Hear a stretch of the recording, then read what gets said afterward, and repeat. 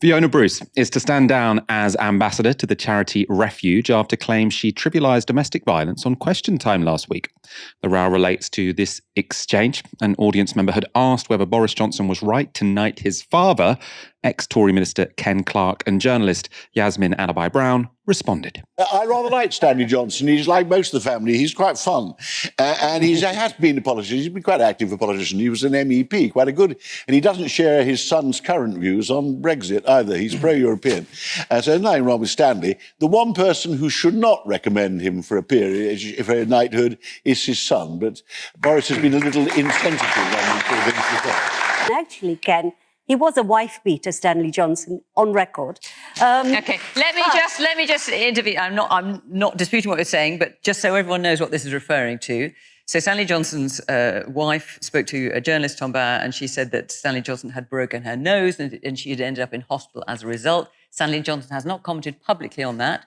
Friends of his have said it did happen. It was a one-off. Yes, but it did happen. Anyway. So many people took that her saying it did happen, but it was a one-off, as sort of trivialising or doing down the significance of domestic violence. Fiona Bruce has released this statement. I have been a passionate advocate and campaigner for all survivors of domestic abuse and have used my privileged position as a woman in the public eye to bring this issue to the fore, notably in my work for over 25 years with Refuge. But following the events of last week, I have faced a social media storm, much of which mischaracterised what I said and took the form of personal abuse directed at me. The only people that matter in all this are the survivors. They are my priority. The last thing in the world that I would want is that this issue in any way creates a distraction from Refuge's critical work on their behalf. And therefore, I think the right thing to do is to step back from my role with Refuge. This has been a hard decision for me as I feel so strongly about promoting their work and advancing awareness of this issue. I will continue to be an active supporter, albeit from the sidelines for now. Refuge have also released a statement. On Friday, we issued a statement in response to the comments read out by Fiona Bruce the previous evening in her role as host of BBC Question Time. Refuge's position was and remains clear. Domestic abuse is never a one-off. It is a pattern of behaviour that can manifest in a number of ways, including but not limited to physical abuse. Domestic abuse is never acceptable. Over the weekend, we have been listening to and heard survivors of domestic abuse who have told us how devastating this has been for them. While we know the words were not Fiona's own and were words that she was legally obliged to read out, this does not lessen their impact, and we cannot lose sight of that. These words minimise the seriousness of domestic abuse, and this has been re-traumatising for survivors. Survivors of domestic abuse are and will always be Refuge's priority. Our focus must remain on them. Every 2 minutes, someone turns to Refuge for help, and our priority is the women and their children who need us. We have today accepted Fiona's offer to stand down from her role as ambassador for Refuge. We have thanked her for her considerable contribution over many years to Refuge and the wider domestic abuse agenda. Ash, difficult one this. I mean, I suppose, context for the audience. Fiona Bruce, one of her responsibilities as chair of Question Time is to put forward any legal clarification. So if you've got unscripted guests who are sort of telling their opinions about people, then when they get mentioned, to avoid the show being accused of being subject to legal challenge, she has to say, well, these are the facts as we currently know them. You're free to express your opinions. Refuge seemed to be accepting she was reading out something the show gave her, the legal document or whatever, but she still resigned.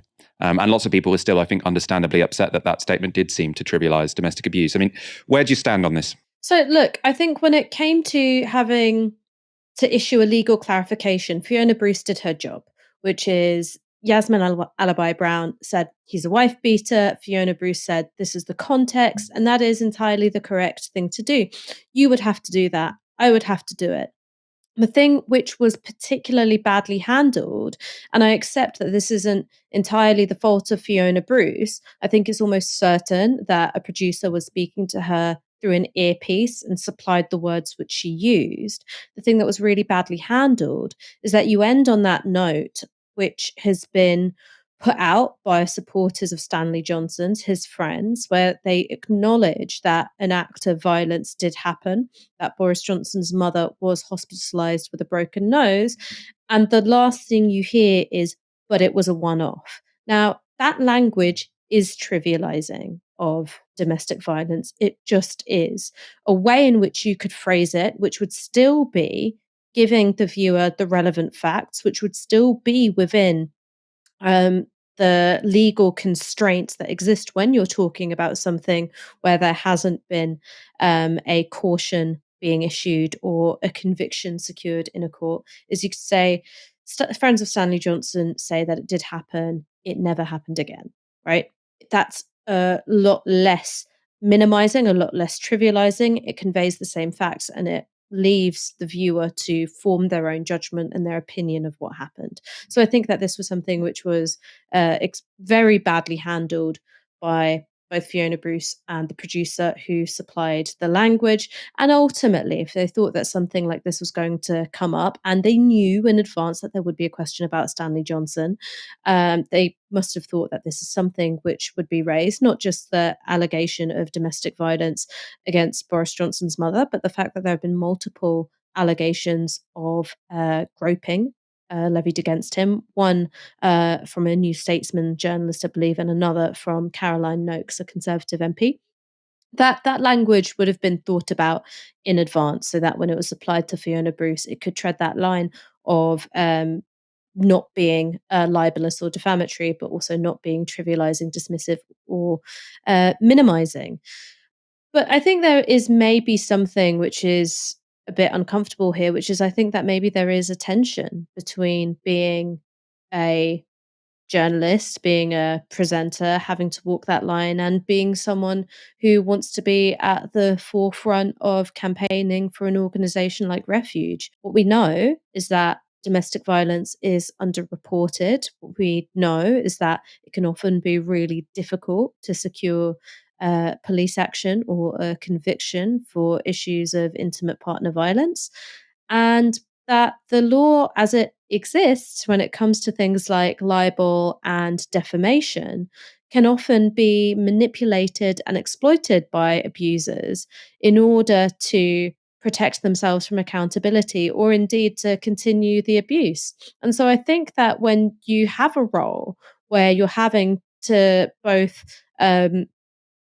abide by the law as it presently exists when it comes to things like defamation, but you also have this awareness of how things like defamation law might be used in order to shield abusers from accountability. There is perhaps an irreconcilable tension between those two things. And it doesn't matter how good your intentions are, maybe you can't ride both horses at once. The last thing that I want to say, and this is specific to Stanley Johnson, is that the world of British political media and the political establishment, it's governed by these rules, which aren't written down, they're not codified, they're not formalized. Nobody has to talk about them, but they exist.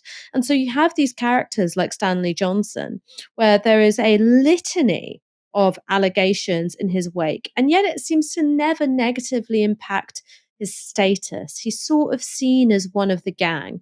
I'm sure he'll be uh, a panelist on Question Time and Any Questions and various BBC programmes in the future, just as he has done multiple times in the past. I'm sure that he'll have no shortage of people talking about what a good chap he is and what good fun and all the rest of it.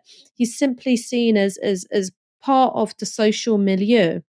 And so, even though there are all of these very credible allegations, like there's been a credible allegation of groping against Boris Johnson by the journalist Charlotte Edwards, it's just sort of memory hold. It's sort of confined to that bit of the periphery that no one has to directly look at or address in a meaningful way. The allegations come out, you discuss it for a day, and then it's promptly ignored, never to be mentioned ever again. And I think that that is um, a totally messed up media culture. It's a totally messed up way to treat allegations and to think about accountability, where ultimately, if you kind of like somebody, it doesn't matter. And I think that that's part of what allows people to behave very, very badly, including, but not limited to, being abusive or sexually inappropriate with people who are more vulnerable than you.